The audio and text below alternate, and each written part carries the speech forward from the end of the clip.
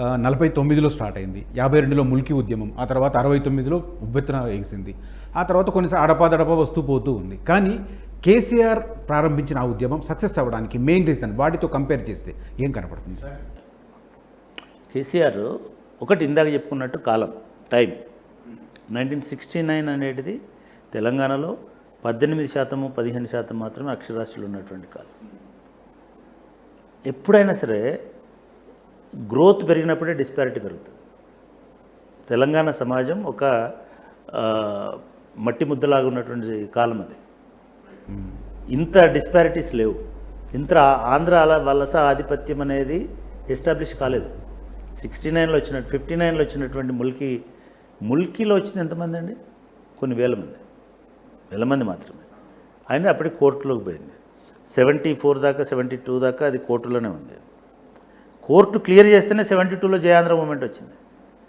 అంటే తెలంగాణ సమాజం అనేది ఒక అమాయక వెర్రి సమాజం లాగా ఉన్నటువంటి కాలం. Because of many reasons. అక్షరాస్యత లేదు అప్పుడు. అదే చెప్తున్నాను, 18% 20% అక్షరాస్తున్నటువంటిది. ఇప్పుడు చూసుకుంటే 80% అక్షరాస్తున్నటువంటి సమాజం మొదటిది. రెండవది, అప్పటి మూమెంట్ ఎక్కడైంది?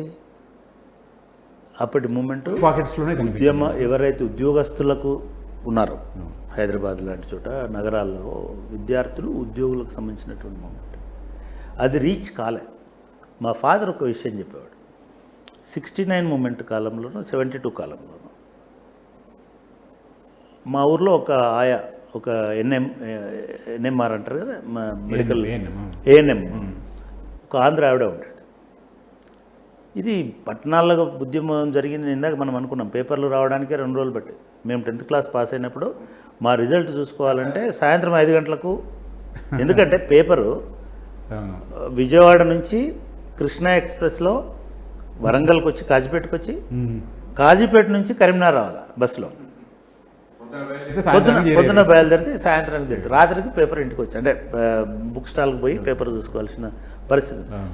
ఇది 80s సంగతి చెప్తున్నాను, 70s సంగతి చెప్తున్నాను. 60sలో ఎట్లా ఉండే అంటే 3 రోజులు 2 రోజులు పట్టి ఊర్లలోకి రావడం. ఇది ఉద్యమం స్టార్ట్ అయింది ఇక్కడ అయింది. హైదరాబాద్లో హింసాత్మకంగా అవుతుంది, భయం అనేటువంటిది కొంత రీచ్ అవుతుంది. సో ఆవిడ వెళ్ళిపోవాలి. అసలు హింస భయంకరమైనటువంటి హింస. ఓ వాగు ఉండింది మా ఊర్లో, ఆ వాగు దాటడానికి లేదు. ఎవరైతే ఆమెను కిరాయికి ఉందో వాళ్ళు కూడా బయటికి పంపించినారు, నువ్వు ఆంధ్ర కాబట్టి వెళ్ళకుండా. అంటే వాగు ఉందా బయట, వాగు తగ్గితే తప్ప ఆమె పోలేదు. ఆ 3 రోజులు మా ఇంట్లో తలదాసుకున్న బాబు వాళ్ళని సముదాయించి, మనకు అవసరం లేదు ఇది, ఆమె మనకి ప్రాణాలు కాపాడుతుంది తప్ప నష్టం చేస్తలేదు, మనం ఇవన్నీ చేయకూడదు అని చెప్పి గ్రామాలలో అటువంటి వాతావరణం ఉండేది.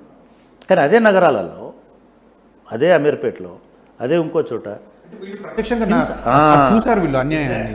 ఇప్పుడు ఏమైంది అంటే అప్పుడున్న కాలం అది. ఇప్పుడు ఏమైంది, ఇప్పుడు ప్రతి ఒక్కడు ప్రత్యక్షంగా చూసేటువంటి పరిస్థితి వచ్చేసి, మీ దోమకొండలో కూడా, మీ ఇంకో ధూళికట్టలో కూడా, ఇంకో చోట కూడా వాడు ఒక ఆంధ్ర వాడు వచ్చేసి, ఆంధ్రాకు సంబంధించినటువంటి వ్యక్తి వచ్చి ఇది వాడు నష్టం చేస్తున్నాడా చేస్తలేడా పక్కన పెట్టండి, కానీ ఒక భావన క్రియేట్ అవడానికి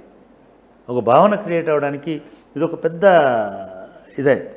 అట్లాగే 69లో 72లో మేము 3వ తరగతి 4వ తరగతిలో ఉన్న కాలం అది.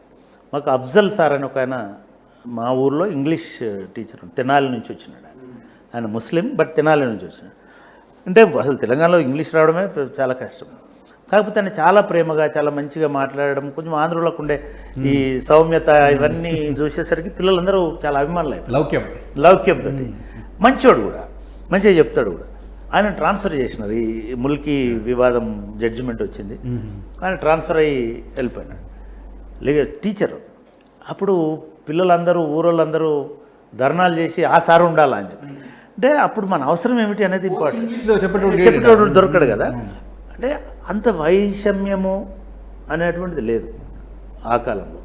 ఇప్పుడు వచ్చేసరికి ఏమైందంటే ప్రతి మూల మలుపు కాడ, లేదా ప్రతి ఇంకో దాగా, ప్రతి పని కాడ, ప్రతి ఫ్యాక్టరీ కాడ, ప్రతి చోట మీకు ఒక డిఫరెంట్ కల్చర్ అనేటువంటిది, డిఫరెంట్ ఆధిపత్యం అనేది, డిఫరెంట్ ఇది అనేది జరిగిన మాట వాస్తవం.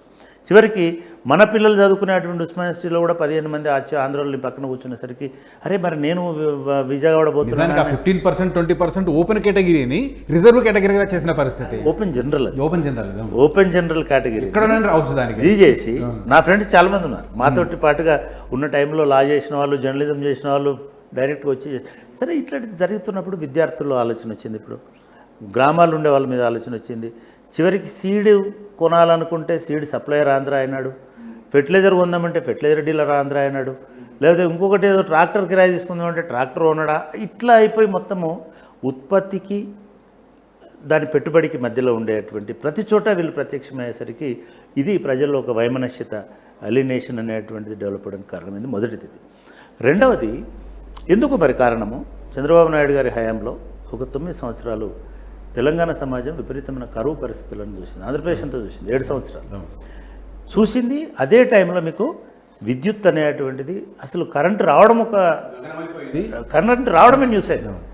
గొప్ప కరెంట్ వచ్చిందని అనుకునే అంత ఇదైపోయింది. ఇది రైతులు విసిగిపోయేటట్టు చేసింది. నేను 85లో జర్నలిజంలోకి వచ్చిన, 95 వరకు దాదాపుగా నేను ప్రత్యక్షంగా ఉన్నాను. 92లో వెళ్ళిపోయినప్పటికీ ప్రత్యక్షంగా చూస్తూ ఉన్నాను. ప్రతి సంవత్సరం మీకు కేంద్ర కరువు బృందం వచ్చేది. ప్రతి సంవత్సరం రైతులు ఆ కరువు బృందానికి ఎండిపోయిన పంటలని, పశువులని కబేలాలకు తరలిస్తారు. ఇప్పుడు రాయసింగులు లేరప్పుడు ప్రతిరోజు కబేలాలకు పశువులు పోయేటి, ప్రతిరోజు పోయేటి. ఇప్పుడు వచ్చి విరోచితంగా అడ్డుకుంటే సరే పోషించేవాడే లేడు, పోషిద్దామన్నా కూడా పశు గ్రాసానికి పైసలు వచ్చేటి కేంద్ర నిధులలో.